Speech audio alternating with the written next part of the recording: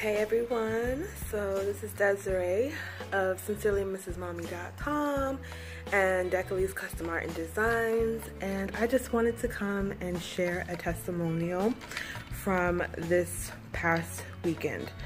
I figured sometimes saying it in video form where you can see my face and hear my voice, it can sometimes go a little bit further than words. I'm good at words, but I want to be better at spoken word.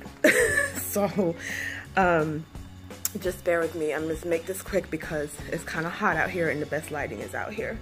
Just saying. So yeah. So anyways, so Saturday evening I came down with a really bad case of the blues, just feeling really down, really sad. It could have been a combination of just having a long day alone with my son. It's Samson, he's 3, and towards the end of the night just being exhausted. I'm also pregnant, so it could have been pregnancy, hormones as well, missing my husband, a number of things. But one thing that I was really crying out to God about was the fact that I was second guessing again my choice to leave my job back in December to become a full-time blogger, to become a full-time entrepreneur and follow my dream and feel that and to answer the tug that had been pulling for me to do something that I love and that I'm passionate about. And so I've had a lot of great success and opportunities. Someone even inboxed me and was like, I'd like to talk to you. You had a lot of lucrative opportunities and success over the past few months. And I'm like, lucrative? Okay.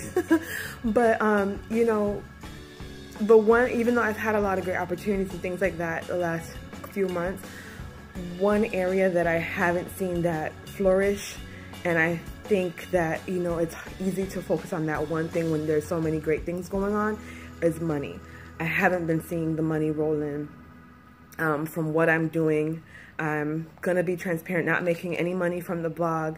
The art business, it's touch or miss, and it's been really difficult. And sometimes, you know, accolades and you're doing a great job or I love what you do isn't enough. Sometimes you want to see them dollar signs, you want to see those checks rolling in, and it can be discouraging when you don't see that, especially when you're used to making money and being, you know, doing well financially, and then you go from nothing. And not saying that, you know, we don't have what we need, but I was used to being the one, you know, being in, you know, money's and whatnot from my job. So anyways, I was feeling really down about that, sad, crying out to God, the whole 9 yards. Sunday, that night, before I went to bed, I made sure I said Psalms 23, I repeated over and over again. And the one part that I kept repeating over and over again was, the Lord is my shepherd, I shall not want. And then just, the Lord is my shepherd, the Lord is my shepherd. So Sunday, I decided to play some hype African gospel music to, you know, just pick up my spirits. Praise and worship was amazing. The songs all touched me where I needed them to. And then the word, we had a guest speaker, and he talked about, you know, purpose and using our gifts, and not losing out on increase because we're not using our gifts that we've been given and our talents that we've been given. And it just really spoke to me. And then in the evening, I went to my friend Tia Crockett's Goal Getters Expo at Florida Southern College or University. I don't know what they are. But I went, and I was kind of feeling like I didn't really want to go just because I had my son with me and I wasn't sure how he was going to act. And my husband was like, we're all going, he'll be fine. And so we tag team, and usually I'm the friend that, you know, when my friends are having events, I'm taking pictures, I'm posting videos, but my phone was like on super, super low power saver mode, so I couldn't even upload nothing to social media, and I just was kind of forced to just, you know, soak it all in. And I'm glad, because I got so much out of that expo. Gosh, why am I about to cry?